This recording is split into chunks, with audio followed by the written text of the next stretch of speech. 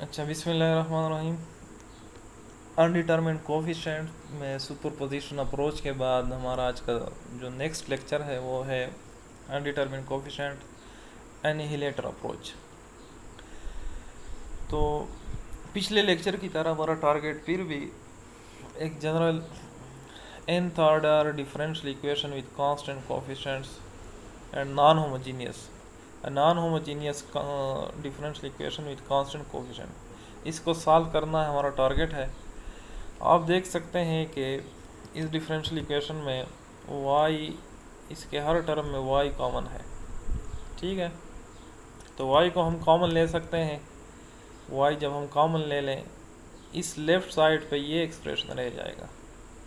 इस एक्सप्रेशन को हम L से डिनोट कर सकते हैं।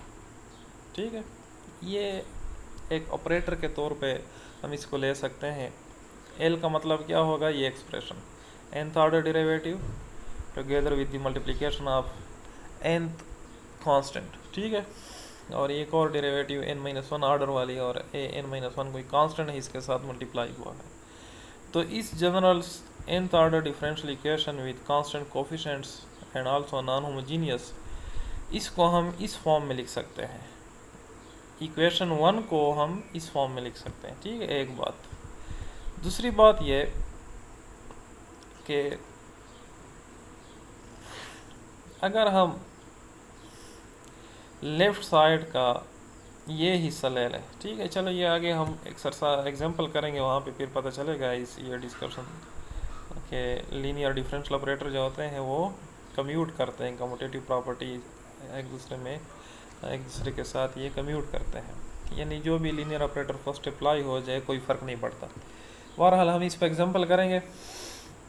एनिहिलेटर ऑपरेटर क्या होता है? एनिहिलेटर ऑपरेटर वो ऑपरेटर जो किसी फंक्शन पर अप्लाई हो कि उस फंक्शन को ज़ीरो बना दे। ठीक है, एक ऐसा ऑपरेटर, यहाँ पे आमतौर पे हमारा डिफरेंशियल ऑपरेटर ही मुराद है एनिहिलेटर ऑपरेटर से, जो किसी फंक्शन पर अप्लाई हो कि उस फंक्शन को ज़ीरो बना दे। ये देखिए यहाँ पर डिफिनीशन लिखी हुई है। If L is a linear differential operator with constant coefficient and f is a sufficiently differentiable function such that L into f of x is equal to 0, then L is said to be an annihilator function। ये देखिए, for example आपके पास कोई function है f of x,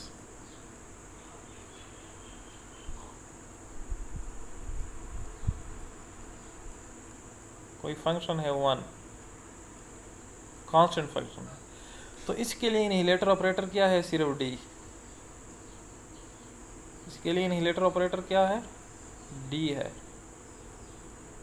क्योंकि जब हम d means first order derivative function पर apply करेंगे, जब हम फर्स्ट ऑर्डर डेरिवेटिव लेंगे 1 की, तो हमारे पास उसका आंसर क्या आएगा? 0। यानी इस फंक्शन के लिए एनिहिलेटर ऑपरेटर d है। अगर मेरे पास एक्स स्क्वायर है, कोई फंक्शन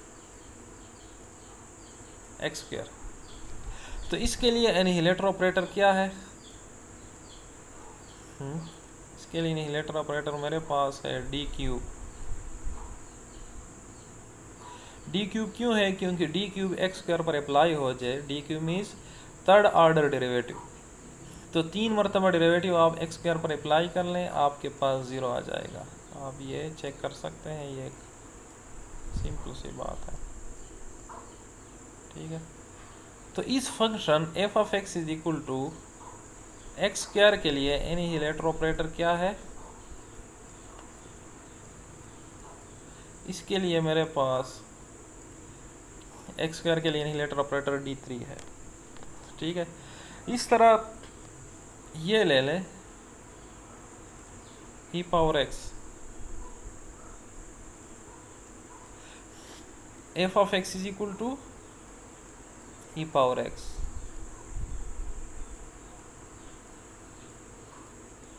इसके लिए आप लोग चेक कर लें, सोच लें कि इसके लिए इनहिलेटर ऑपरेटर क्या होगा। मैं अगर इसके लिए ये लिख लूँ इनहिलेटर ऑपरेटर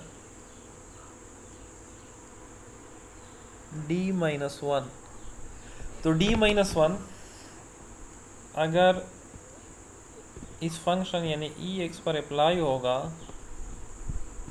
तो क्या आएगा मेरे पास? डी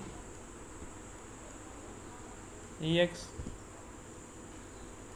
माइनस ई एक्स।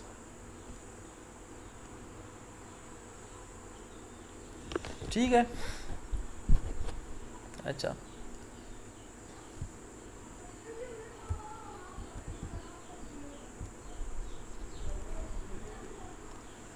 ये पेंट में लिखाई जो है इसका मसला होता है, तो फिर इसको ये एक्स है। ठीक है, तो डी ई एक्स का मतलब क्या हुआ कि ई एक्स की पहली डेरिवेटिव, एक्सपोनेंशियल फंक्शन की पहली डेरिवेटिव जिससे यही आता है, और ई पावर एक्स अपनी जगह। इसका मतलब ये हुआ कि इससे क्या गया मेरे पास, ज़ीरो। ठीक है, यानी एक्सपोनेंशियल फंक्शन के लिए इनहिलेटर ऑपरेटर जो है अब डी माइनस वन है।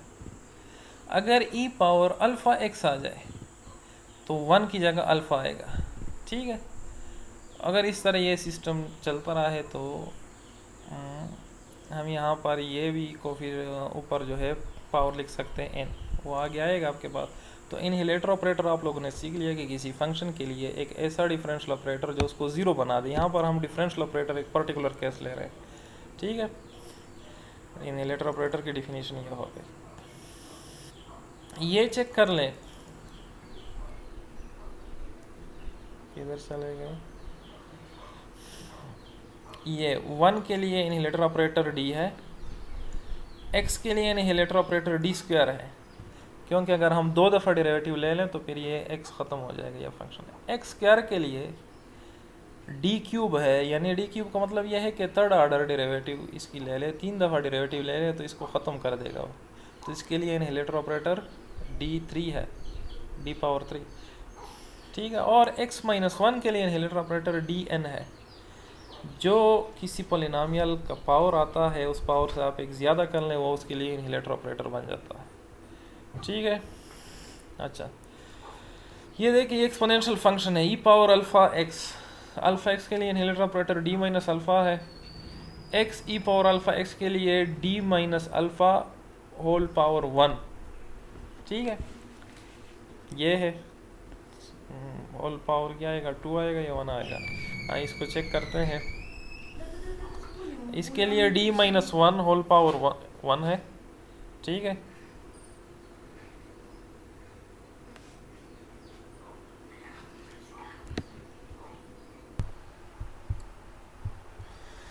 अच्छा तो d minus alpha whole power n annihilates each of the following functions e power alpha x x e power alpha x x square e power alpha x। इसका मतलब ये हुआ कि d minus alpha whole power n आप इस पर apply कर दे, इससे ज़ीरो बन जाएगा। ठीक है, आप n को स्पेशल वैल्यू भी दे सकते हैं। यही फंक्शन अगर आप इस पर अप्लाई कर दे तो आपके पास वैल्यू ज़ीरो आ जाएगी। n को वैल्यू देते जाएँ 1 2 3 4 5 वगैरह। फॉर एग्ज़ाम्पल अगर मैं n की जगह वन पुट कर लूँ, अगर मैं n की जगह वन पुट कर लूँ तो ये बन जाएगा, ये देखें ये ऑलरेडी मैं यहाँ पर पुट कर चुका हूँ। ये तो अल्फ़ा की जगह भी वन पुट किया है तो इससे ज़ीरो आया है। ठीक है, अगर मैं n की जगह वन पुट करना चाहूँ तो d minus alpha whole power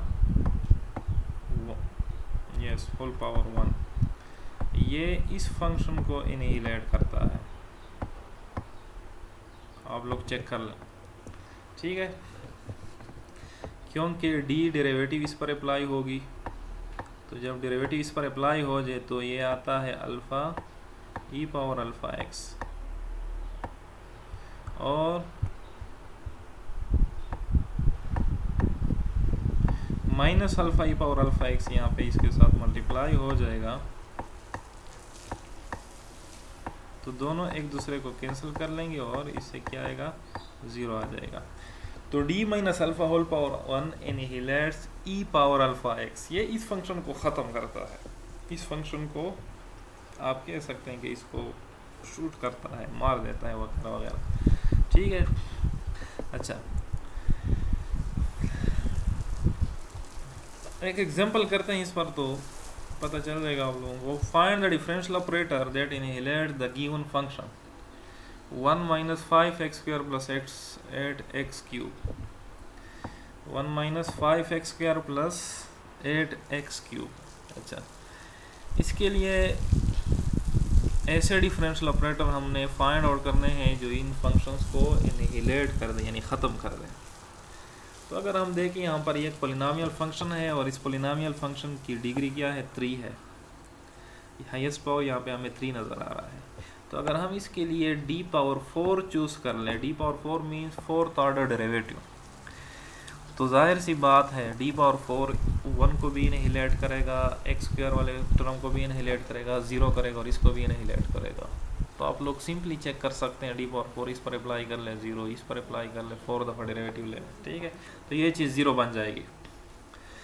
इस तरह ये एक्सपोनेंशियल फंक्शन है। यहाँ पर हमने एक्सपोनेंशियल फंक्शन की बात की, तो अगर हम d - अल्फ़ा वाले इस तरीके को यहाँ पर अप्लाई कर लें, अब अल्फ़ा की जगह यहाँ पर क्या आया है, अल्फ़ा की जगह -3 आया है, तो यहाँ पर पुट कर लें, तो -3 जब हम पुट कर लेंगे +3 बन जाएगा d + 3। तो d + 3 इस फंक्शन को एनिहिलेट करता है, ठीक है। d + 3 means d means derivative of the function e⁻−3x, तो इससे आ जाएगा -3e⁻3x, और जब 3 इसके साथ मल्टीप्लाई होगा तो +3e⁻3x हो जाएगा। दोनों एक दूसरे के साथ कैंसिल कर देंगे, 0 आ जाएगा नतीजे के तौर पर। इस तरह इस फंक्शन में आप लोग चेक कर लें, ये और ये दोबारा यहाँ से हम इधर ये हिस्सा आया, एक ये है, ठीक है, x⁻⁴x, अल्फ़ा की जगह यहाँ पर 2 आया है, और ये देखें ये भी अल्फ़ा की जगह 2। तो सिंपली यहाँ पर अल्फ़ा की जगह 2 रिप्लेस कर लें, n की जगह आप रिप्लेस कर लें, 3 रिप्लेस कर लें, ठीक है, वगैरह वगैरह। तो ये 2 रिप्लेस कर लें, 3 भी रिप्लेस कर लें, उस पर भी 0 आ जाता है, 2 पर भी 0 आ जाता है। आप लोग इसको वेरीफाई कर लें, ठीक है। अच्छा, तो ये एग्जाम्पल हमारा सॉल्व हो गया। इसके लिए इनहिलेटर हमने फाइंड आउट कर लिया, d⁴ है, इसके लिए इनहिलेटर d + 3 है, और इसके लिए इनहिलेटर d - 2² है, ठीक है। d - 2² जब ये चीज़ हम अप्लाई करेंगे ये इस फंक्शन पर, तो इससे 0 बन जाएगा। d - 2² मीन्स कि आप पहले इसको खोल दें, d² + 2² - 2d, जो फार्मूला हमारे पास है a² + b² - 2ab, इस पर खोल दें और फिर हर एक टर्म इसके साथ मल्टीप्लाई कर लें, ठीक है, आपके पास 0 आएगा। अच्छा, आपके पास अगर इस तरह मिक्सचर आ जाए दो फंक्शंस का, ये देखिए कोसाइन फंक्शन और एक्सपोनेंशियल फंक्शन दोनों का मल्टीप्लिकेशन है, तो इसके लिए ये चीज़ आप लोग याद करें कि ये इन तमाम फंक्शंस को इनहिलेट करता है, ठीक है। फॉर एग्जांपल ये एक एग्जांपल चेक कर लें आप लोग। Find a differential operator that annihilates 5e⁻x cos 2x - 9e⁻x sin 2x।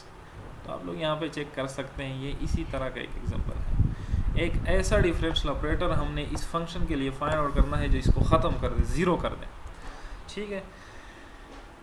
Inspection of the functions e⁻x cos 2x, अगर इसके पहले हिस्से को हम चेक कर लें तो ये यहाँ पर देखें e⁻⁴x cos βx, इसके साथ ये मैचिंग करता है, जहाँ पर अल्फ़ा की जगह -1 आया है और बीटा की जगह 2 आया है। तो अल्फ़ा की जगह -1 पुट कर लें, बीटा की जगह 2 पुट कर लें इसमें, यहाँ पर अल्फ़ा की जगह -1, बीटा की जगह 2 पुट करेंगे, ठीक है। तो हमारे पास d² - 2d और ये 2², ये चीज़ बन जाएगी। आप लोग इसको फिर सिंप्लीफाई कर लें, और फिर इसी को अगर हम कंपेयर कर लें, इसके दूसरे हिस्से को अगर हम कंपेयर कर लें, यानी ये हिस्सा e⁻−x और sin 2x, तो ये चीज़ यहाँ पर देखें अल्फ़ा की जगह -1 और बीटा की जगह 2, ठीक है। तो इसके लिए भी ये चीज़ हम लिख सकते हैं।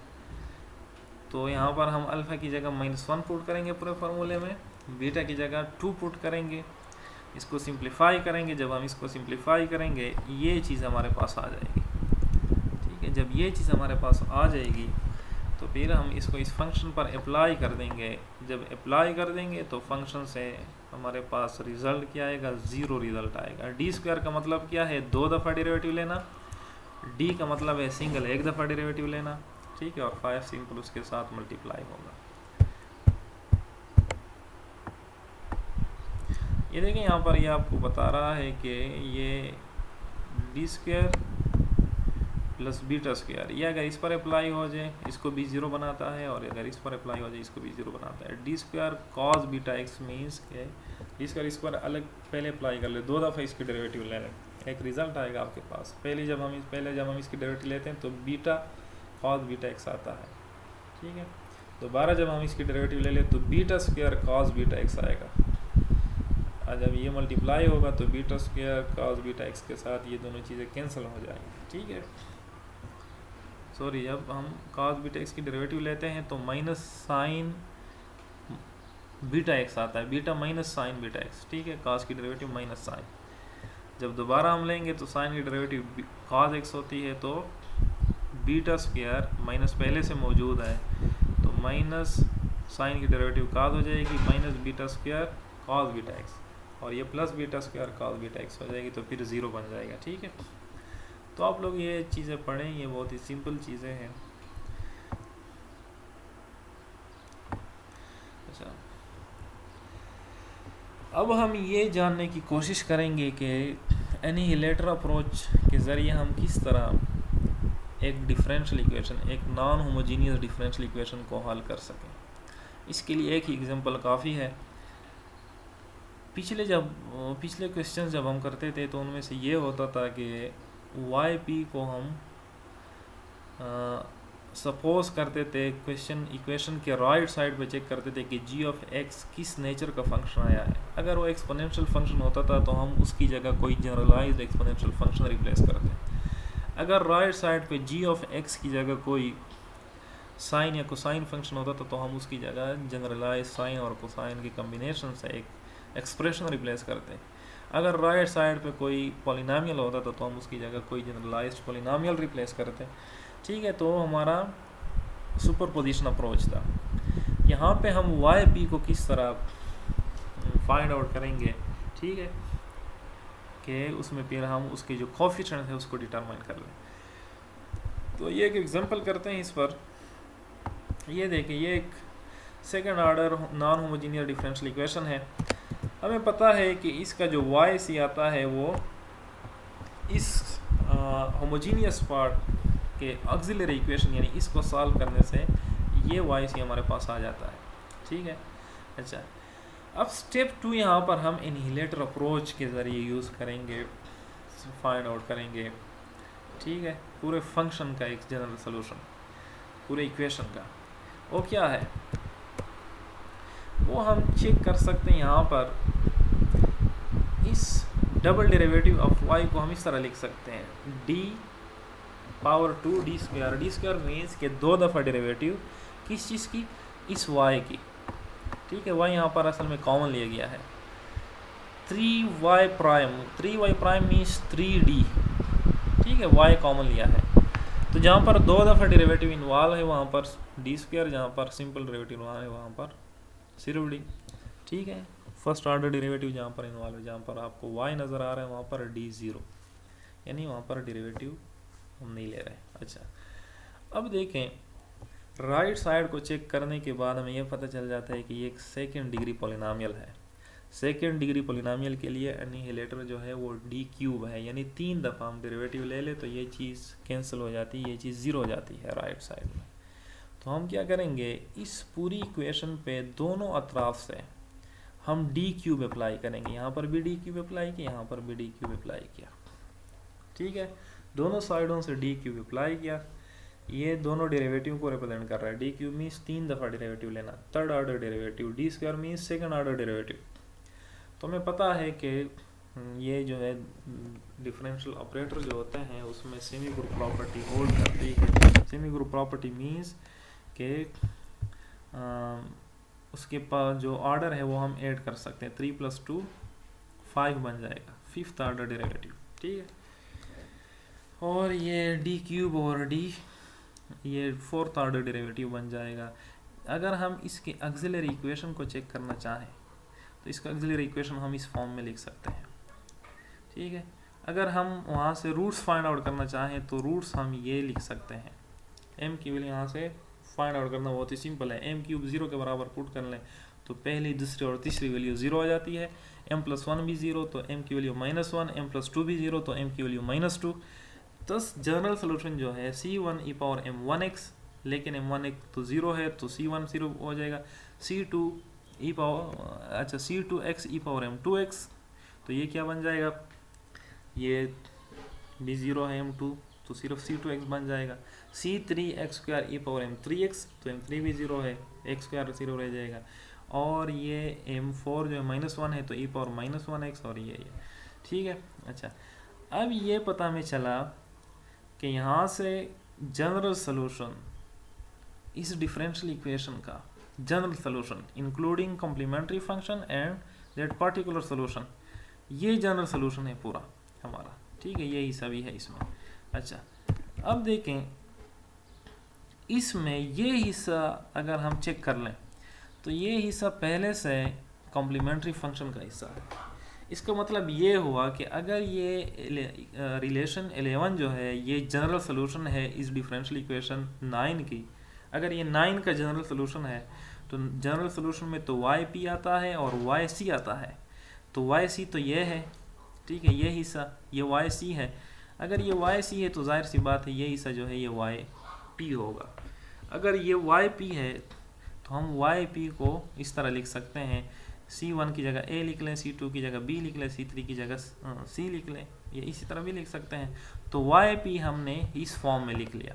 कहाँ से लिख लिया, ये यहाँ से लिख लिया, ठीक है, क्योंकि हमें पता चला कि ये पूरी जो रिलेशन है ये क्या है, ये ऊपर वाले डिफरेंशियल इक्वेशन का जनरल सोल्यूशन है जिसमें yc ये है और yp ये है, ठीक है। yp को कि जो कांस्टेंट है c1 को a से रिप्लेस किया, इसको b से रिप्लेस किया, इसको c से रिप्लेस। अब yp में मेरे पास कांस्टेंट्स आ गए हैं जो कि अनडिटर्मिन है, इसको हम डिटर्मिन करेंगे यानी फाइंड आउट करेंगे और यहाँ पर रिप्लेस करेंगे, हमारे पास वैल्यू आ जाएगी yp की, और इससे हमारे पास ये पूरा सोल्यूशन जो है इसकी वैल्यू भी आ जाएगी, ठीक है। तो बाकी प्रोसेस वही है, सिर्फ यहाँ तक डिफरेंट प्रोसेस था ये हमने यहाँ पर किया।